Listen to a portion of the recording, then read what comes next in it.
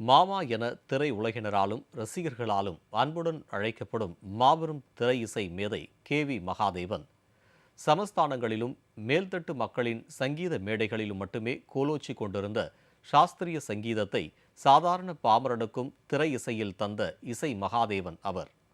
அவரது பிறந்தநாளான இன்று அவர் இசையமைத்த இனிய பாடல்கள் கொண்டு அவருக்கு இதய அஞ்சலி செலுத்துகிறோம்.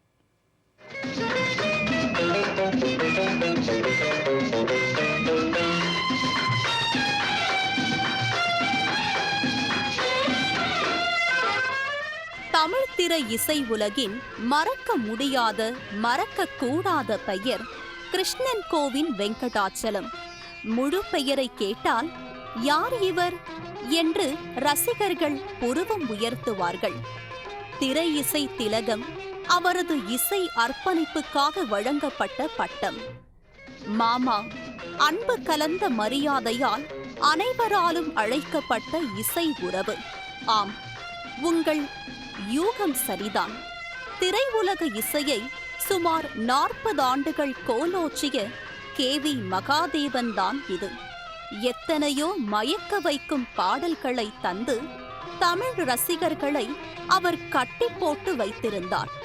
KV மகாதேவனின் பாடல்கள் கலையாத காவியமா, அழிக்க முடியாத அழகின் ஓவியமா? காவியமா, நெஞ்சின் ஓவியமா, அதன் ஜீவியமா, தெய்வீக காதல் சின்னமா. காவியமா, நெஞ்சின் ஓவியமா, அதன் ஜீவியமா, தெய்வீக காதல் சின்னமா.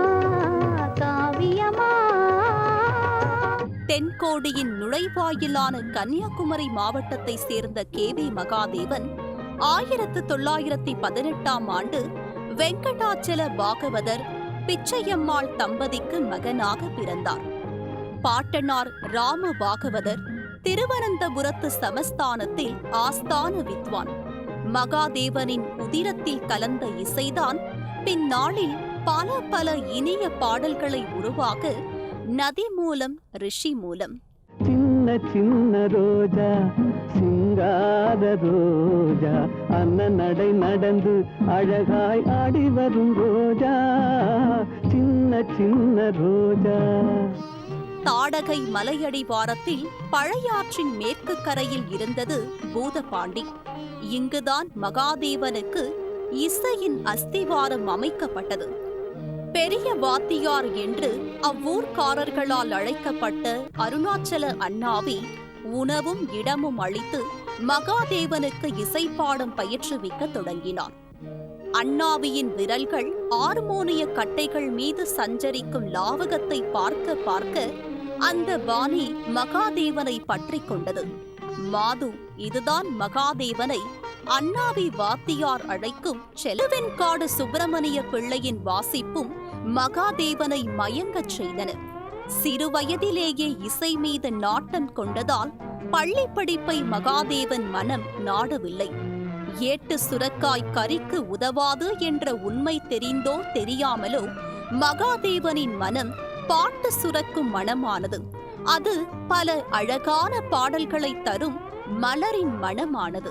ஒன்று சேர்ந்த அன்பு மாறுமா, உண்மை காதல் மாறி போகுமா? ஒன்று சேர்ந்த அன்பு மாறுமா, உண்மை காதல் மாறி போகுமா? ஒன்று சேர்ந்த அன்பு மாறுமா?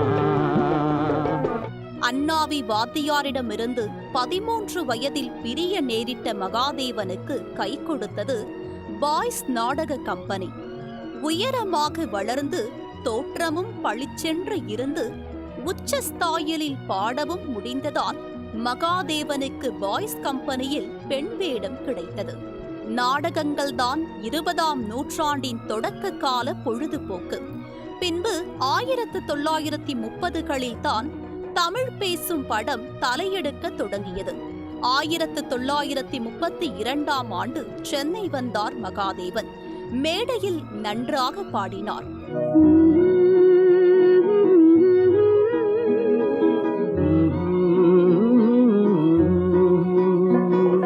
பாட்டு ஒரு பாட்டு, பாட்டு ஒரே ஒரு பாட்டு, பாட்டு ஒரு பாட்டு, பாட்டு ஒரே ஒரு பாட்டு. யானை கவுனியில் உள்ள ஒரு ஹோட்டலில் சாப்பிட்டவர்கள் செலுத்த வேண்டிய தொகையை 1 அணா 2½ அணா என அறிவிக்கும் வேலை. குரல் இருக்கிறது என்பதற்காக இப்படி ஒரு வேலையா? பட்டாம்பூச்சி மீண்டும் கூட்டுப்புழுவாகலாமா? இந்த பாட்டு பறவையின் சிறகை வெட்டி கூட்டி பாட்டு உறங்கிக் கொண்டிருக்கும் பல உணர்வுகளை எழுப்பி விடுகிறது. பாதி இரவில் கண் விழிப்பதும் பாட்டு கேட்டுக்கொண்டே விடியும் வரை உறங்காதிருப்பதும் ஒரு சுகமான அனுபவம். மாமா மகாதேவனின் ஒவ்வொரு பாடலும் ஒரு சுக அனுபவம். பூந்தேனில் கலந்து பொன்வண்டு எழுந்து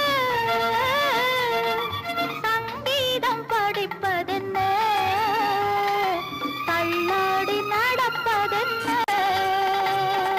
ஜெயா பிளஸ் செய்திகளுக்காக லாரன்ஸ் விஜயன்.